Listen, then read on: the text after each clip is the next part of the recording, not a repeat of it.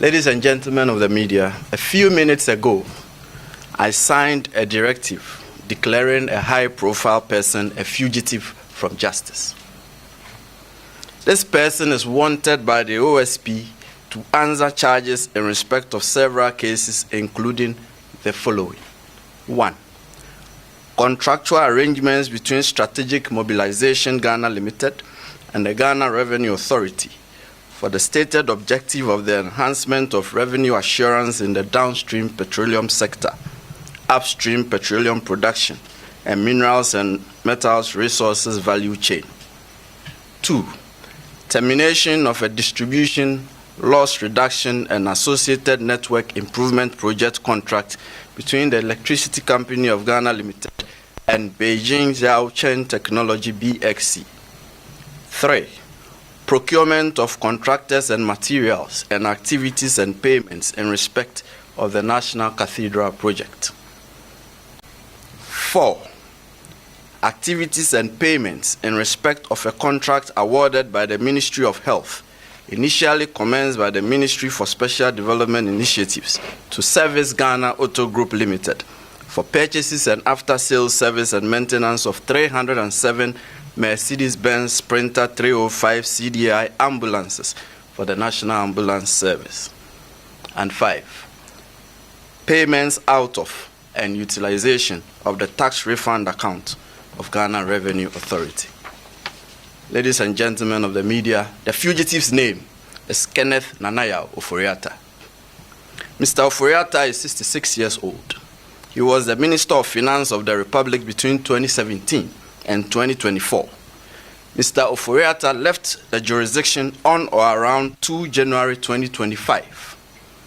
On 24 January 2025, the OSP communicated to Mr. Ofori that the OSP considered him a suspect in respect of 4 of the cases described above. Mr. Ofori was directed to attend in person the OSP on Monday, 10 February 2025 at 10 GMT for interview. By communication dated 31 January 2025, Mr. Ofori instructed his lawyers to inform the OSP that he was out of the jurisdiction indefinitely on medical grounds, and that the firm will notify the OSP of his arrival in the country in aid of rescheduling his personal attendance at the OSP. Further, the firm offered its willingness to provide the OSP with any information the OSP may require to aid in the investigation until his arrival in the country. Then on 5 February 2025, the OSP responded to Mr. Ofori, copied to his lawyers, that the OSP did not need or require notification from his lawyers of his arrival in the jurisdiction. The OSP acknowledged Mr. Ofori's lawyer's gracious offer to provide the OSP with information in aid of the investigation. However, and this is important, the OSP insisted that Mr. Ofori's personal attendance at the OSP was required. After all, the lawyers are not under investigation. I don't need lawyers to answer questions on your behalf when you are being investigated. The OSP declined Mr. Ofori's request to be away from the jurisdiction indefinitely on medical grounds on his say-so. Consequently, the OSP directed Mr. Ofori to indicate by close of business on Monday, 10 February 2025, a reasonable date of his return to the jurisdiction and attendance at the OSP. The OSP warned Mr. Ofori that if he failed so to do, the OSP would take all necessary legal steps to secure his return to the jurisdiction and attendance at the OSP at our own choosing. Subsequently, by communication dated 10 February 2025, that is just Monday, Mr. Ofori's lawyers transmitted to the OSP a generic letter procured by Mr. Ofori purporting to be from a doctor in a foreign jurisdiction, stating that Mr. Ofori had been seen and evaluated, and that he was undergoing further testing and management and possible surgical intervention at an indicated future time. And further, that his medical condition necessitates that he will stay and follow up on his appointments. On account of this purported medical letter, Mr. Oforiatta's lawyers prayed that the attendance in person of Mr. Oforiatta at the OSP should be fixed, taking into account the medical report from his doctors. And at 4:16 p.m. the very next day, that is yesterday, Tuesday, 11 February 2025, before we could respond to the letter that came on Monday, the OSP received another letter from Mr. Oforiatta's lawyers. This time, it was an inquiry.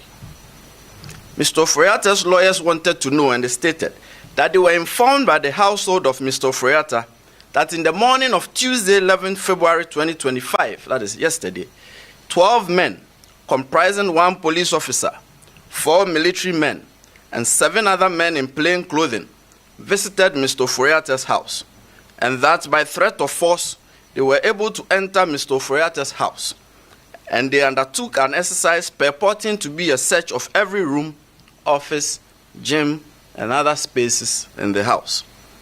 Mr. Oforiatta's lawyers then inquired if the OSP could confirm that the actions of the 12 men were the instance of the OSP, so as to enable them to decide if a complaint to the police would be unnecessary. Mr. Oforiatta's lawyers then prayed for a prompt response from the OSP to prevent imposter action.